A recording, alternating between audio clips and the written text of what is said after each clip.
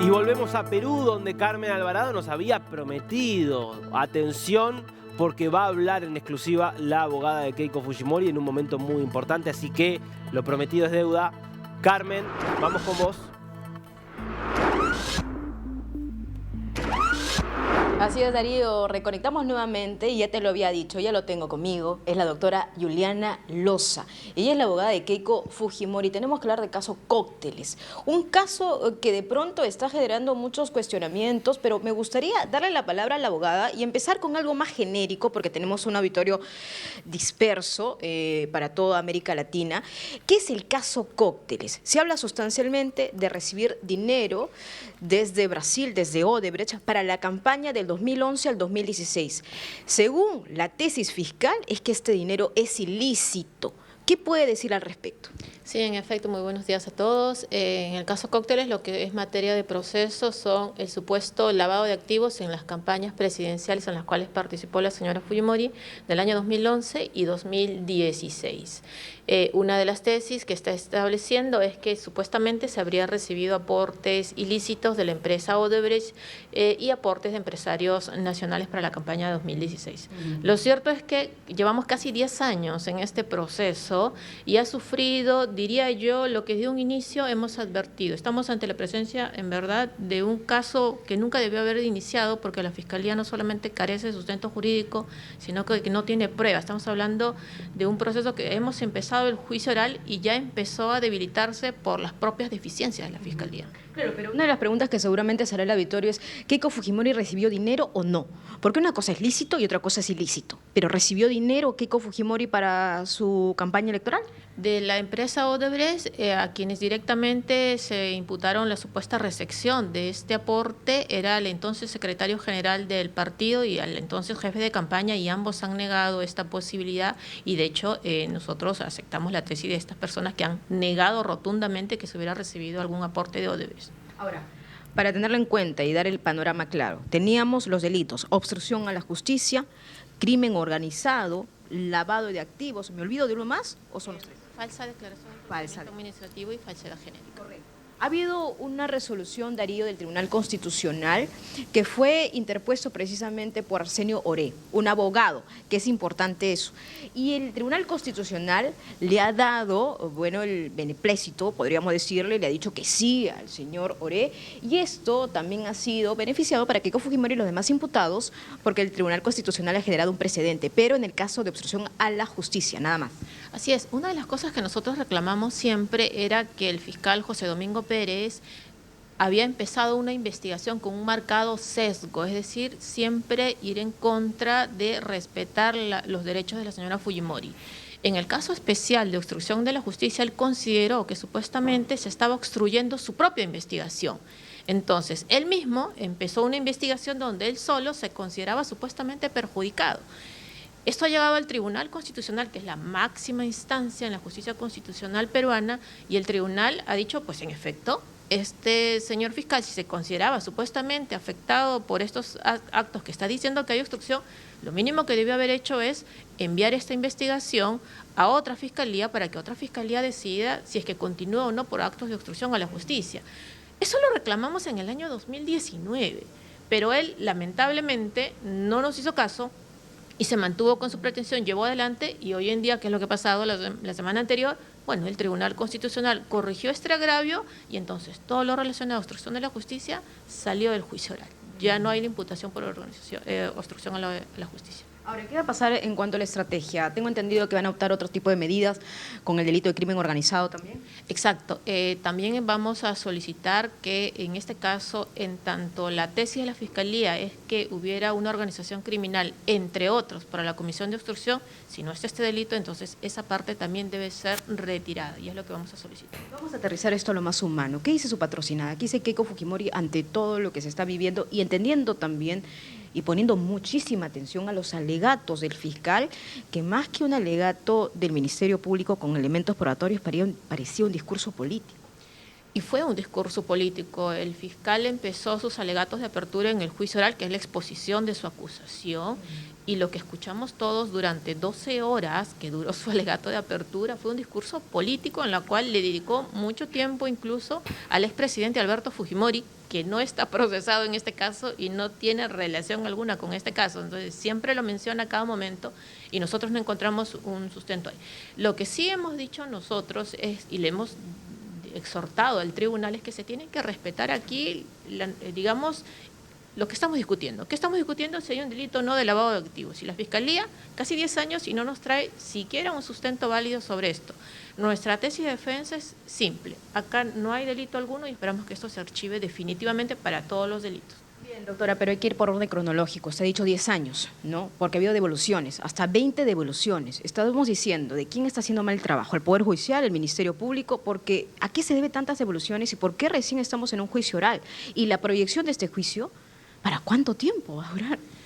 Bueno, sí, llevamos casi 10 años en esto y aquello que empezó entre bombos y aplausos mediáticos, porque este caso desde un inicio fue mediático, desde un inicio se politizó, hoy en día ha devenido en lo que siempre reclamamos. Aquí se está politizando la justicia penal indebidamente y mereció, recuerda que incluso la acusación, quizás no lo sepan, pero es bueno informarlo, la acusación en contra de Keiko Fujimori se presentó un 11 de marzo del 2021. ¿Qué estaba pasando en ese momento? Keiko estaba de candidata a la presidencia para la campaña 2021 y en plena campaña electoral a las 4:30 de la mañana nos notifican que se cerraba la investigación y ese día a las 8 teníamos diligencias, declaraciones testimoniales, estaban pendientes diligencias de deslacrado. Es más, el juez había ordenado que se desarrollen determinadas declaraciones en Brasil y una serie de diligencias más pendientes durante mucho tiempo.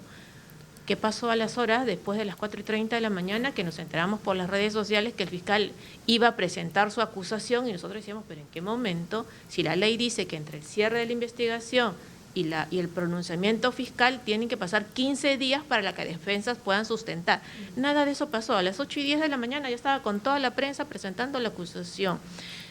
¿Qué obedeció esto? Que estuviéramos 2 años debatiendo en etapa intermedia y el juez le devuelva 22 veces la acusación al fiscal por defectuosa, muy mal presentada, y cuando la ley peruana establece una posibilidad de solamente 1 hora.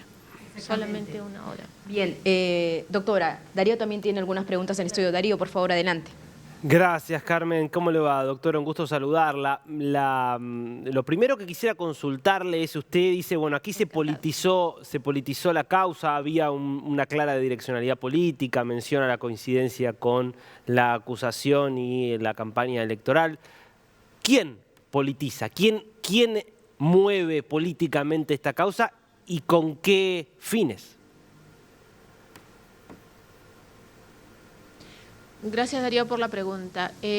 Nosotros, desde un inicio, desde el momento en el cual se le detiene a Keiko Fujimori, estamos hablando del 10 de octubre del año 2018, el primer discurso que hace el fiscal ante la prensa es prácticamente, y en algún momento incluso en las calles con megáfono en mano, eso lo pueden encontrar en los archivos de la prensa nacional peruana, es en verdad un discurso político, o sea, siempre se ha inmiscuido en los temas políticos y de coyuntura nacional con un marcado sesgo, y diría yo, y eso en verdad todos ya acá se están dando cuenta, con un antifujimorismo muy latente, y eso no es correcto porque precisamente si alguien consideraba que voy a investigar, pues investigo para ver si te encuentro al final responsable o no responsable, pero acá desde un inicio la consideró responsable. Por eso, no solamente en la prensa, no solamente en las calles con megáfono en mano, no solamente en las audiencias, el discurso no ha sido otro sino político. Como le digo un ejemplo, siempre trae a consideración al expresidente Alberto Fujimori. El presidente Alberto Fujimori ni siquiera está procesado en este caso. Y ahora, manda un discurso de la supuesta dictadura o no dictadura, o de la manera como gobernó el presidente Fujimori. Ahora, doctora, esto es lo que hace el fiscal, pero para que haya habido una detención y para que su defendida haya estado en la cárcel, tuvo que intervenir la justicia. Si esto es politizado, es porque más allá de lo que diga el fiscal o no, la justicia entonces también tiene, desde su punto de vista, objetivos políticos. Con lo cual, mi pregunta es, ¿a quiénes responden? ¿Quiénes son los jefes políticos de los jueces y los fiscales que en este caso querrían perjudicar a Keiko Fujimori? Perfecto. Keiko 3 veces ha estado en prisión. La primera vez, y solamente para que se dé cuenta de la magnitud de todo el daño y el perjuicio que se le ha causado, a ella se le detiene ingresando a las instalaciones de la Fiscalía, la cual había sido citada para declarar. Es decir, no se le detiene fugándose, no se le detiene escondida, no se le detiene pasando la frontera, tratando de escapar, no, se le detiene ingresando a cumplir un mandato del propio fiscal. Esa detención duró 7 días y fue dejada sin efecto, fue declarada nula por el juzgado porque se determinó que el juez había copiado y pegado el requerimiento fiscal.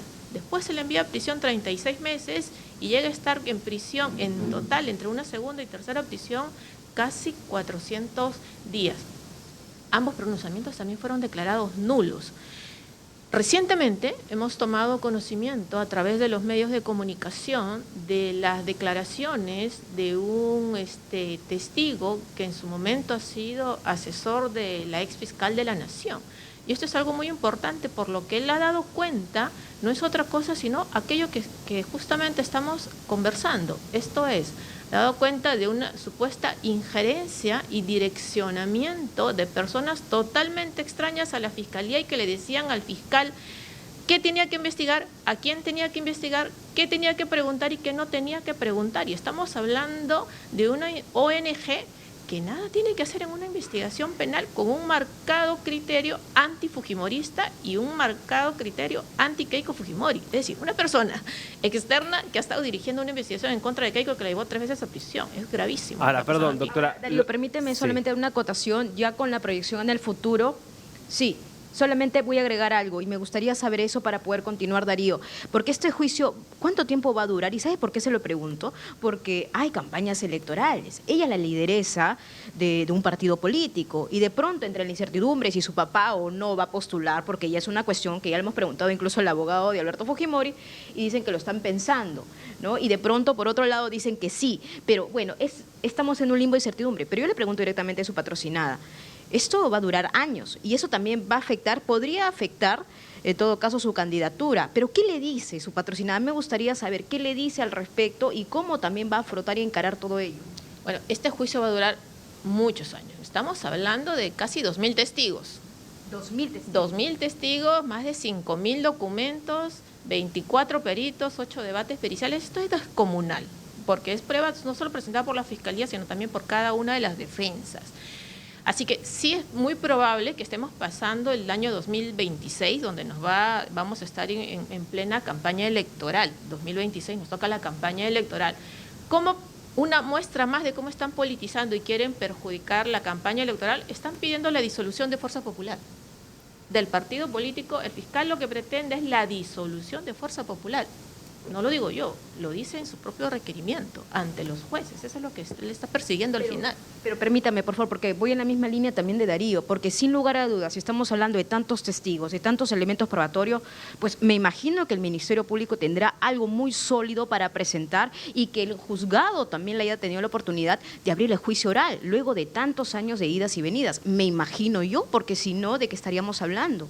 Y en verdad no hay nada de eso y felizmente los juicios orales son públicos y yo creo que todo el Perú ya se está dando cuenta de que aquí no hay un caso penal. Por eso es que incluso antifujimoristas han salido a declarar públicamente que acá no hay un caso jurídico, sino un caso político. Está llamando a periodistas a declarar, está llamando al expresidente, pretende que vaya el expresidente Vizcarra a declarar cuando nada tiene que hacer en la campaña 2011-2016. Entonces yo creo que no tiene rumbo. Darío, te escuchamos. Sí, doctora, yo sigo con mucha curiosidad la línea argumental que usted plantea, porque cuando uno ve países en donde hay causas políticas, uno tiene que ir a Venezuela, por ejemplo. Ahí hay una justicia que es controlada. Entonces ahí es claro, la justicia la controla el régimen y el régimen manda a perseguir opositores. Y es bastante claro. Lo que yo no entiendo es cómo es la persecución política de la que usted habla en Perú, cuando la verdad es que ha sido indiscriminada en este caso la justicia, porque así como han arrestado a Keiko Fujimori, han arrestado a Ollanta Humala, han arrestado a Pedro Pablo Kuczynski, es decir, contra sus propios rivales también. Con lo cual, me suena un argumento muy similar al del lawfare, por ejemplo, que esgrime Rafael Correa, que esgrime Cristina Kirchner en la Argentina, que esgrimió en su momento Lula da Silva. ¿Usted está de acuerdo entonces con esa línea, digamos, de que la persecución política en este caso tiene que ver con el lawfare y compara su caso o el caso de su defendida con el de estos otros líderes? Sí, claro, y estamos hablando del mismo equipo de fiscales. El mismo equipo de fiscales es que lamentablemente también requirió, y el mismo circuito judicial, que luego también fue corregido por las instancias de la Corte Suprema y el Tribunal Constitucional, en todos los políticos nacionales que también se vieron perjudicados o recortados en su libertad. Estamos hablando de la misma situación. Y todos estos casos, tarde o temprano, van a terminar archivándose. En el caso de la señora Fujimori, puntualmente, porque en verdad ni siquiera llegó a ser gobierno, así que no se puede hablar en ningún punto de perjuicio al Estado. Bueno, doctora, yo para terminar entonces le vuelvo a preguntar porque no me ha podido responder categóricamente. ¿Quién está detrás de esto? Porque usted dice, hay mucha gente pero ¿quién es la persona interesada en que caiga Keiko Fujimori y que quiere que también caigan los rivales de Keiko Fujimori? Por eso es tan extraño. Bueno, en este caso tenemos un fiscal que está pidiendo claro, la pero disolución. ¿quién está por detrás? ¿Quién está por Fuerza detrás? Popular, que está pidiendo la prisión nuevamente de Keiko Fujimori. Bueno, aquí hay un marcado antifujimorismo, sin lugar a duda. Como le digo, hoy en día sabemos a través de un testigo que ha sido ex asesor de la fiscal de la Nación, donde ha reconocido a través de sus declaraciones la injerencia ante este fiscal de cómo dirigir la investigación. Ni siquiera estamos hablando de un fiscal, estamos hablando de una ONG declarada públicamente enemiga del fujimorismo, y eso es gravísimo. Es muy grave lo que está pasando acá en Perú a raíz de esas declaraciones que están conociendo públicamente. Pero es como si una ONG prácticamente tuviera como títere a un fiscal. ¿Estamos ante eso? O sea, ¿ese es el panorama que trata de graficarnos, doctora? Bueno, es lo que está declarando este ex asesor de la Fiscalía de la Nación, no lo estoy diciendo yo. Todos estamos viendo eso. Muy bien, Darío. Entonces ahí teníamos a la doctora Juliana Loza, abogada de Keiko Fujimori. Le agradecemos mucho por haber estado con nosotros aquí en DNews. Darío, contigo en estudio. Nosotros en breve vamos a estar en la audiencia de Nicanor Boluarte, el hermano de la mandataria, porque hoy también hay solicitud de prisión preventiva contra él. Muchas gracias, Carmen, y gracias a la doctora.